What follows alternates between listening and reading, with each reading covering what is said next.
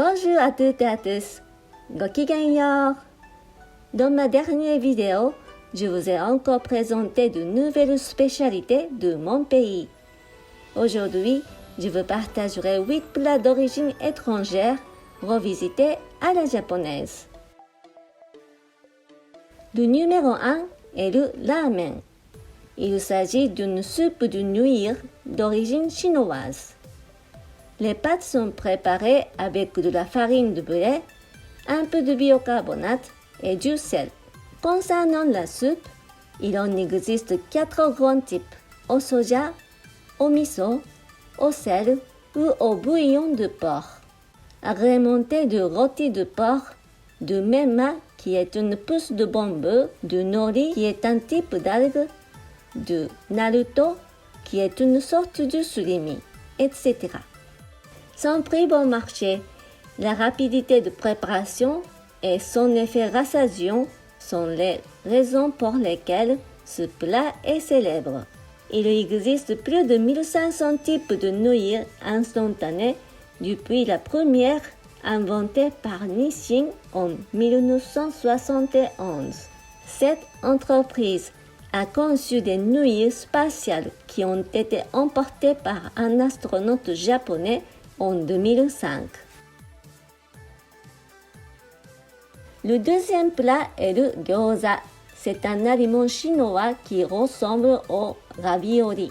En Chine, le gyoza est dégusté avec une soupe ou à la vapeur, mais au Japon, on le fait plutôt cuire. La pâte est à base de farine de blé. On fabrique un disque de 10 cm de diamètre et on enveloppe des ingrédients tels que du chou ou du chou chinois, du gingembre, de l'ail et de la viande hachée. On y ajoute ensuite du sel, du soja et du saké. Quand c'est cuit, on le déguste avec une sauce qui est un mélange de soja, de vinaigre et de l'ail au choix. La troisième spécialité est le curry rice. C'est un plat composé de curry et de riz. Curry signifie curry et rice vient du mot riz en anglais. Originaire d'Inde, bien sûr. Le curry japonais est plus concentré, il a un goût plus doux et moins épicé. La plupart des gens utilisent un roux de curry à base d'un grand nombre d'épices, de beurre et de farine. C'est un plat assez facile à faire. On coupe la viande et des légumes en morceaux. On les fait revenir à feu modéré 5 à 10 minutes. On ajoute de l'eau et on les fait cuire 15 à 20 minutes. Ensuite, on éteint le feu afin d'ajouter et fondre le roux tranquillement.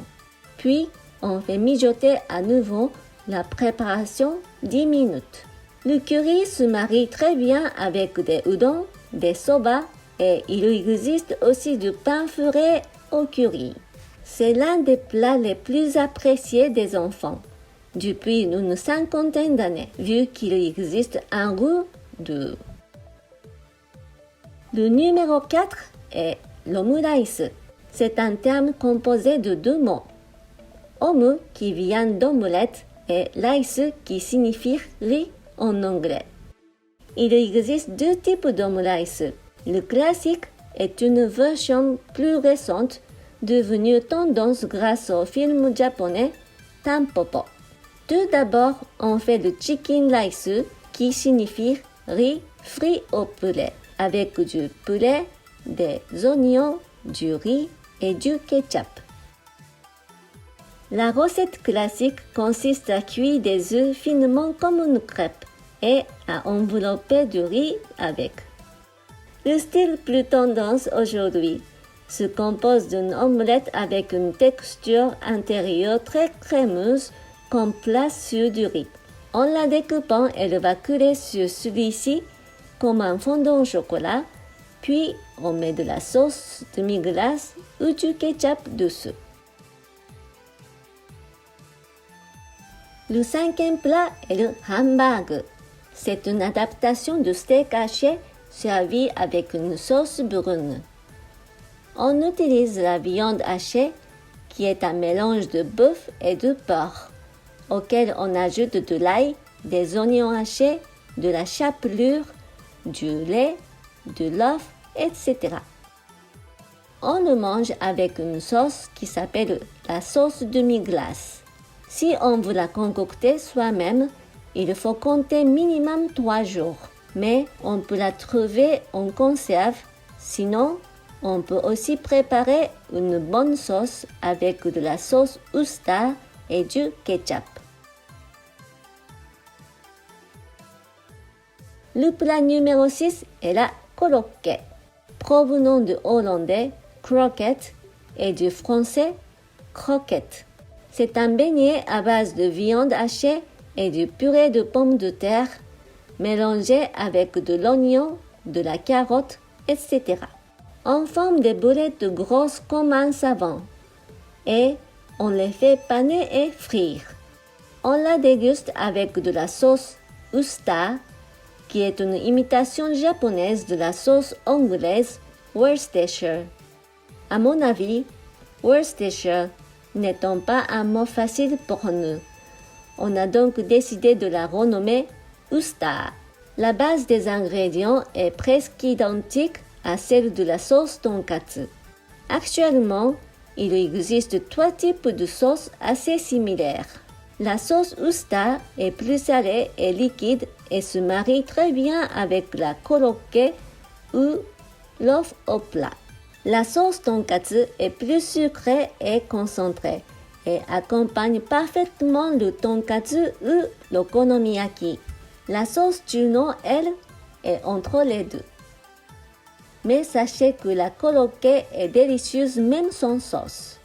On trouve des korokke crémeuses au crabe ou au maïs, au potiron japonais, au fromage, etc. La 7e spécialité est les frites de gambas. On les appelle ebi fry. Ebi signifie gambas et fry signifie frites en anglais. C'est un plat à base de gambas panées et frites. Quand c'est cuit, on les mange avec de la sauce tartare, de la sauce Worcester ou de la moutarde au choix. La sauce tartare est préparée avec de la mayonnaise, de l'œuf dur, du cornichon, de l'oignon, etc.